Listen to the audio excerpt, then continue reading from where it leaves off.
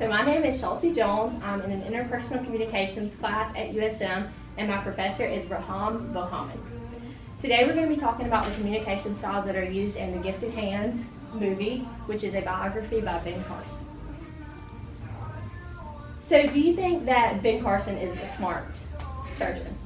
Yes. Okay. Would you assume that he grew up with the abilities that he has today? Yeah. Yes. Well, the answer actually is no. Many would assume that Ben Carson would have grown up into an environment where he was sheltered to become a doctor, but unfortunately that wasn't the case. He went through many disadvantages to get to where he is today, even though now he is a world-renowned surgeon.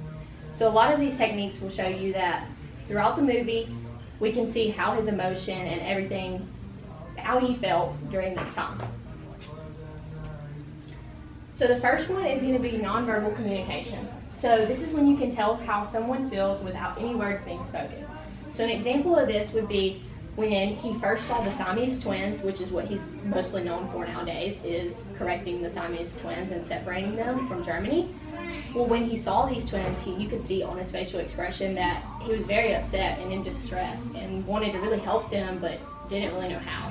He didn't have to say anything, but the audience could definitely tell by his face that he was very upset. Another example would be when he got home from his first day as his intern at Johns Hopkins. He sat on the bed with his wife, and he didn't have to say anything, but she saw that he was very upset and something had happened that he was very upset about.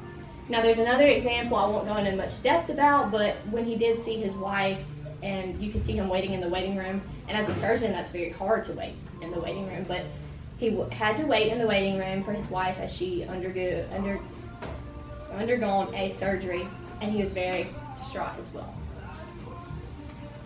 So the next one's going to be conflict resolution. This is when you resolve conflict between two or more people by coming up with a solution.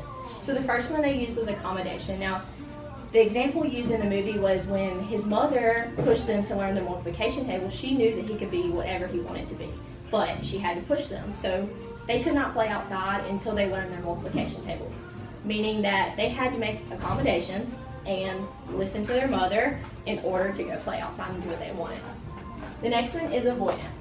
So when Ben was at his first day of his internship at Johns Hopkins, him and his supervisor had a disagreement. Ben decided to avoid this disagreement because he knew that it would make a bigger conflict out of the issue. The third one is going to be compromise.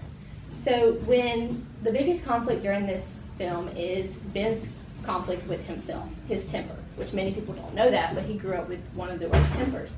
This got in the way of him becoming a doctor in multiple ways, whether it be in his juvenile years or in college. So he decided he had to compromise to make sure that these things didn't get in the way of his dream. The third one is going to be his self-concept, which is how someone feels when they are seen or perceived.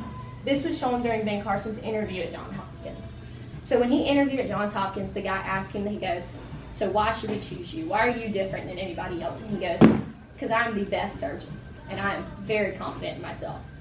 His self-concept allowed him to get his position at one of the best medical schools in the country because of his confidence.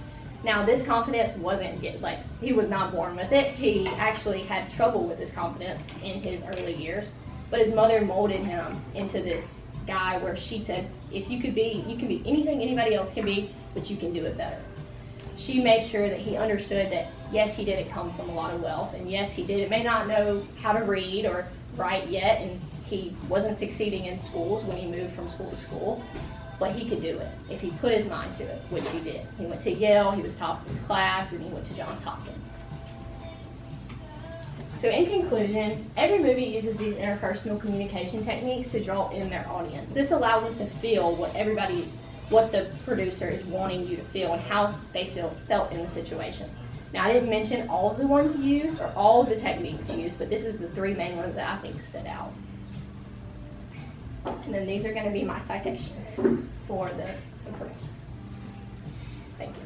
Very good. Yeah. Awesome.